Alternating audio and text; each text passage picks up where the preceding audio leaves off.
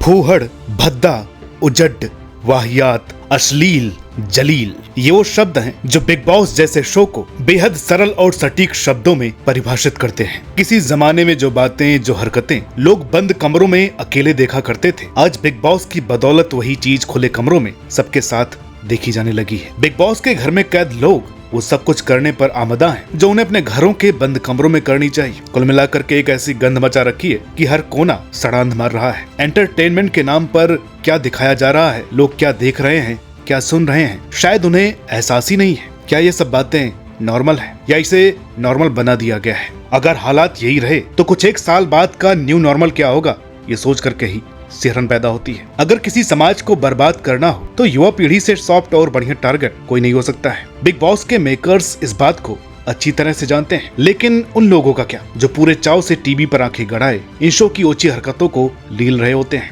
आज की इस वीडियो में हम बात करने जा रहे हैं बिग बॉस और समाज में उसके प्रभाव की। लेकिन ध्यान रखें कि हमारी बातों में तल्खी होगी, हमारे विचारों में गर्मी होगी, हमारे भावों में मिर्ची होगी। खास तौर से वो लोग जो बिग बॉस के फैन हैं, तो इस वीडियो को जरा सावधानी से देखें। चिल्लाओ नहीं, पापा बोल रहा है, चिल्लाओ नहीं, पापा बोल रहा है, किसी के बाप बाप नहीं बोल रहा है, समझे क्या? कल तुमने गुंडा मत बोल, गुंडा मत बोल, गुंडा मत बोल। कल तुमने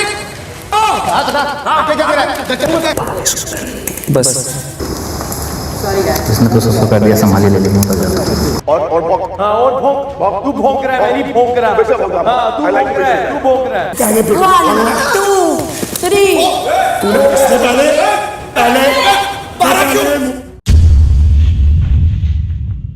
शो से जुड़े हम मुद्दों पर बात करने से पहले जरूरी है कि हम ये समझ लें कि आखिर इस शो का कॉन्सेप्ट आया कहां से। इसके लिए हम चलते हैं करीब 27 साल पहले। बात है साल 1997 की। एक दिन प्रोड्यूसर जॉन डी मॉल के production house John D Mall प्रोडक्टीज के ऑफिस में किसी बात पर खासी गहमा गहमी चल रही थी। सब आपस में बहस में लगे हुए थे। काफी देर बाद जब बहस खत्म हुई तब तक एक नए आइडिया का जन्म हो चुका था। एक ऐसा सनसनीखेज आइडिया जो एंटरटेनमेंट की परिभाषा को बदल देने वाला था। वो एक ऐसा क्रांतिकारी आइडिया था जो पूरी दुनिया में मनोरंजन के मायने बदल देने का मादा रखता था। वो ऐसा आइडिया था जो धीरे धीरे पूरी दुनिया को अपनी चपेट में लेने वाला था। अब जॉन डी मॉल के पास आइडिया तो था, लेकिन उस आइडिया को नाम देना भी जरूरी था। नाम की खोज में जॉन जा पहुंचे साल 1949 में लिखे गए जॉर्ज ऑरवेल के नॉवेल 1984 तक। हालांकि ये अपने समय से बहुत आगे की कहानी थी। इस नॉवेल में एक किरदार था जो बहुत ही कड़क मिजाज और तानाशाह किस्म का था। उसका नाम था बिग ब्रदर। बस जॉन डी मॉल को ये नाम अपने कॉन्सेप्ट के लिए एकदम फिट लगा। साल 1999 में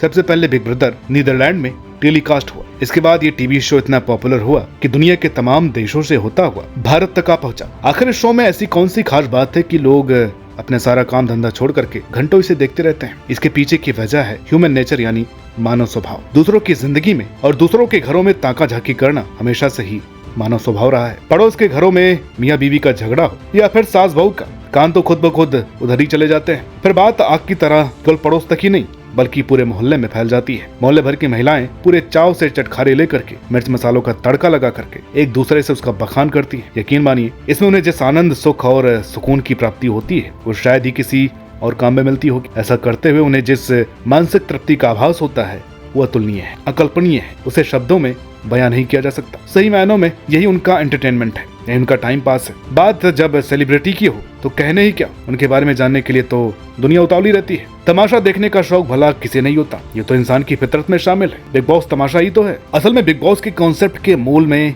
यही है।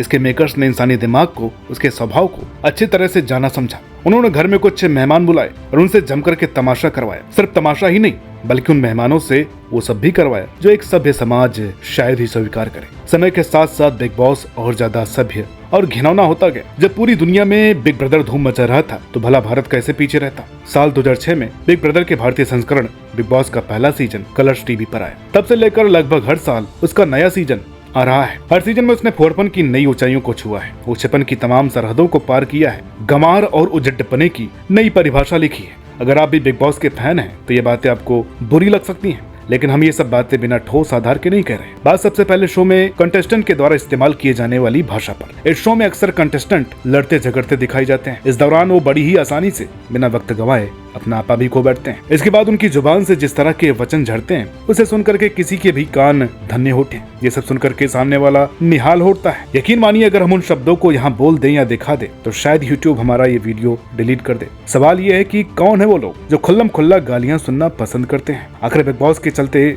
गालियां भी हमारे घर का हिस्सा बन गई। जब टीवी चालू है तो वो किसी खास तक सीमित नहीं रहता है, उसे बड़े बुजुर्ग और बच्चे तक एक साथ देखते हैं। बाइक या कार खरीदने से पहले उसका माइलेज पूछने वाले हम आम भारतीयों के घरों में हर कमरे में अलग टीवी चलाने की परंपरा अभी तक विकसित नहीं हो पाई है। इसका नतीजा ये होता है कि घर घर में बिग बॉस के जरिए गालियां पहुंच रही हैं और उससे भी ज्यादा खतरनाक बात यह है कि घर के सभी सदस्य उसे साथ में बैठ करके सुन रहे हैं। शो में शामिल होने वाले ज्यादातर अंग्रेजी बात की शुरुआत और अंत गालियों से ही होता है और बीच में जो आ गई वो बोनस, यानी अंग्रेजी में दी जाने वाली गालियों को हिंदी गालियों के मुकाबले ज्यादा सभ्य और पवित्र माना गया है। हिंदी में जिन गालियों को सुनते ही कानों से धुआं निकलने लगता है, कंटेस्टेंट उन्हीं गालियों का अंग्रेजी संस्करण कहकर के निकल लेते हैं। अगर आप गौर करेंगे तो पहले गालियों का प्रयोग घर के बाहर तक ही सीमित हुआ करता था, लेकिन धन्य हो बिग बॉस की जिनकी बदौलत गालियां घर घर का हिस्सा बन गई। असल में गालियों को एक तरह से मान्यता मिल गई है। अब खास तौर से उच्च वर्ग के घरों में गालियों का इस्तेमाल बेखौफ और बेधड़क तरीके से किया जा रहा है। हालांकि यहाँ भी स्टैंडर्ड से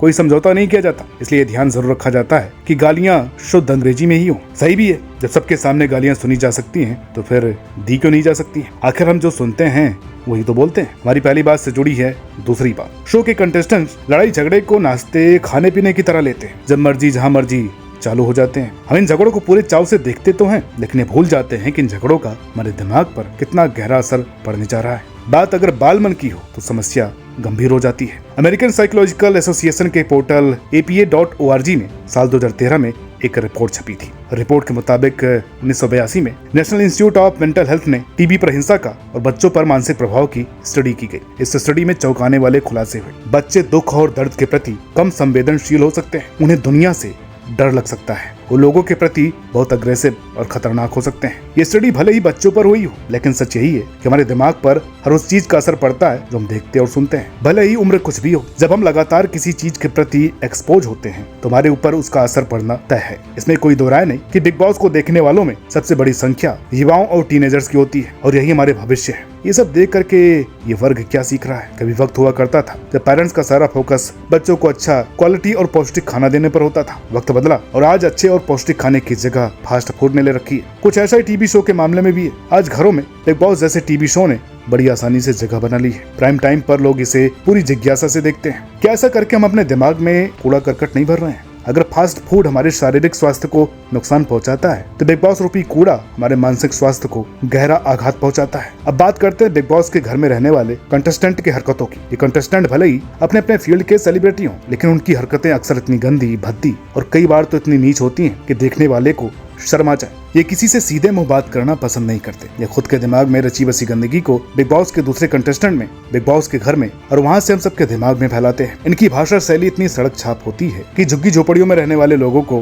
खुद पर गर्व होने लगे। शो में किसी की शारीरिक बनावट, रंग रूप पर भद्दे कमेंट किए जाना आम बात है। बिग बॉस के घर में कंटेस्टेंट्स अक्सर अधनंगे या लगभग नंगे होकर के अपनी संस्कृति का बेहुदा प्रदर्शन करते हैं। इस सीजन में दीपक चौरसिया अक्सर शॉर्ट से भी शॉर्ट पहने नजर आते हैं। वो बिग बॉस के घर में कपड़े ले जाना भी भूल चुके हैं। कई बार कंटेस्टेंट सारी शर्म हया छोड़ करके खुले में ही सबके सामने नहाने लगते हैं, तो कई बार तो फीमेल और मेल कंटेस्टेंट एक ही बेड पर सारी रातें बिता देते हैं। यहाँ तक कि कई बार वो एक दूसरे को बाथरूम तक में घसीटते नजर आते हैं। खुलेआम सब कुछ होता है। ये सब ओछेपन, फुहड़ता और अश्लीलता की पराकाष्ठा है। मेकर्स तो खैर टीआरपी के लिए कुछ भी करेंगे, लेकिन आखिर दर्शकों को क्या हो गया है? क्या उनकी आंखों का पानी भी मर गया है? आखिर कौन सा दबाव है उन पर जो ये सब देखने को मजबूर है? जिस तरह दर्शक इसे पसंद कर रहे हैं उससे मेकर्स का दुस्साहस बढ़ता है। ये वजह के शो में सीजन दर सीजन ओछी हरकतें, गालियां, अश्लीलता बढ़ती जा रही हैं। पता नहीं लोग समझ पा रहे हैं या नहीं, लेकिन ये वो शो है जो हमारी आने वाली पीढ़ियों को बर्बादी के रास्ते पर ले जा रहा है। ये देखने वालों के दिमाग में ऐसा जहर घोल रहा है जो धीरे धीरे उनके पूरे मस्तिष्क पर कब्जा कर लेगा और फिर उसे पूरी तरह से सड़ा देगा। दर्शक भले ही सब कुछ जानते हुए भी अनजान बनने की कोशिश करें, लेकिन उन्हें कभी फुर्सत में इस बात पर गौर जरूर करना चाहिए। उन्हें सोचना चाहिए कि आखिर ये शो उन्हें फुहड़ता के सिवाय देता क्या है। आपका जवाब एंटरटेनमेंट हो सकता है, लेकिन यही क्यों जब हमारे पास स्वस्थ मनोरंजन के और भी विकल्प मौजूद हैं। बिग बॉस के सीजन में शामिल एक्टर रणवीर शौरी ने ये कह करके सनसनी मचा दी कि वो इस शो का हिस्सा इसलिए बने क्योंकि उनके पास कोई काम नहीं था। इसमें कुछ तो सच्चाई झलकती है। वैसे भी रणवीर एक अच्छे एक्टर जरूर है, लेकिन इतने भी बड़े नहीं कि उनके पास फिल्मों की लाइन लगी रहती है, ऐसे में वो खाली हो सकते हैं। बिग बॉस के घर में शॉर्ट का भी शॉर्ट वर्जन पहन करके घूमने वाले दीपक चौरसिया का भी यही हाल है। मीडिया जगत में उन्होंने अर्श से फर्श तक का सफर तय किया है, लेकिन बीते कुछ समय में उन्होंने खुद अपनी इमेज इतनी गिरा ली है कि उन्हें देखने और सुनने वाला कोई नहीं है। वैसे बिग बॉस में आने वाला हर कंटेस्टेंट कुछ सोच करके ही आता है। कोई अपनी इमेज बनाने आता है तो कोई अपनी बिगड़ी इमेज को संवारने आता है, कोई पब्लिक की नजर में आना चाहता है तो कोई प्रोड्यूसर्स की नजर में। वैसे शो के मेकर्स कंटेस्टेंट का चुनाव करते समय ये बात जरूर ध्यान में रखते होंगे कि उसमें नई नई कंट्रोवर्सी पैदा करने की काबिलियत होनी चाहिए, क्योंकि जितनी ज्यादा कंट्रोवर्सी उतनी ही ज्यादा टीआरपी। बिग बॉस के स्क्रिप्टेड होने पर भी सवाल उठता रहता है। जाहिर है इतना बड़ा शो बिना स्क्रिप्ट के तो नहीं चलता होगा, सब कुछ यूं ही हवा में तो हो नहीं जाता होगा। लेकिन ये सब उस दर्शक के साथ छलावा है, उसके भरोसे की सरेआम हत्या है जो सब कुछ सच मान करके शो देख रहा होता है। यानी कि शो में कंटेस्टेंट जो कुछ भी कर रहे होते हैं असल में वो उनसे करवाया जा रहा होता है। कंटेस्टेंट असल जिंदगी में ऐसे नहीं होते, लेकिन दर्शक तो शो में उनकी हरकतों के आधार पर ही उसकी इमेज बना लेते हैं, उसे सच मान बैठते हैं। शो में दिखाए जा रहे लड़ाई झगड़े, एक दूसरे को दी जा रही गालियां, अश्लीलता, सब कुछ फेक है, स्क्रिप्टेड है। यानी दर्शकों को बेवकूफ बनाया जाता है, और दर्शक बेवकूफ बनते भी। हम किसी शो के खिलाफ नहीं है, लेकिन अगर किसी शो से हमारी संस्कृति को खतरा है तो इसका सख्त विरोध भी करते हैं, और दर्शकों से गुजारिश करते हैं कि किसी भी शो को देखने पसंद करने से पहले ये जरूर सोचें कि वो हमारे आने वाली पीढ़ी को किस तरह से प्रभावित कर सकती है। क्योंकि मेकर्स और कंटेस्टेंट का तो सिर्फ और सिर्फ एक चीज से मतलब है, वो है पैसा, और उसके लिए उन्हें किसी भी हद तक गिरना क्यों न पड़ जाए। हमारी बातें आपको कड़वी लगी हो तो हम माफी चाहते हैं, लेकिन हमें ध्यान रखना चाहिए कि सच हमेशा कड़वा होता है। अगर आपको कोई वीडियो अच्छी लगी हो तो प्लीज लाइक कीजिएगा, शेयर कीजिएगा। चैनल पर नए हैं, अभी तक सब्सक्राइब नहीं किया है तो प्लीज चैनल को सब्सक्राइब जरूर कर लें। मिलते हैं आपसे अगली वीडियो में, तब तक के लिए नमस्कार।